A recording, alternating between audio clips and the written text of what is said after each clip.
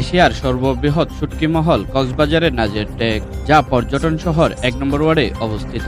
বাংলাদেশের অর্থনীতিতে গুরুত্বপূর্ণ অবদান রাখা শুটকি উৎপাদন কেন্দ্রের একমাত্র প্রাণকেন্দ্রও এটি। কিন্তু চরম অবহেলার শিকার এই গুরুত্বপূর্ণ শুটকি মহলের প্রবেশের একমাত্র সড়কের ২ কিলোমিটার জুড়ে অতিরিক্ত ভাঙন ও দীর্ঘদিন ধরে সংস্কার না হওয়ায় সড়কটি এখন চলাচলের একেবারেই অনুপযোগী। তারপরও প্রতিদিন প্রায় ৬০,০০০-এর বেশি মানুষ এই ভাঙা সড়ক দিয়েই চলাচল করতে বাধ্য হচ্ছেন, যার ফলে ভোগান্তিতে পড়ছেন দেশ বিদেশ থেকে আসা শত শত পর্যটকও। অনেকে রাস্তার দুরবস্থা দেখে মাঝপথ থেকেই ফিরে যাচ্ছেন। উত্তাল সাগরের সঙ্গে লড়াই করে এখানকার জেলেরা মাছ শিকার করে তা আবার শুটকিজাত করছেন, যা দেশের চাহিদা মিটিয়ে বিদেশি রপ্তানি হচ্ছে। এখানকার ব্যবসায়ীরা বলছেন, সড়ক সংস্কার হলে রপ্তানি আরও বাড়বে, উপকৃত হবে পর্যটন ও জাতীয় অর্থনীতি।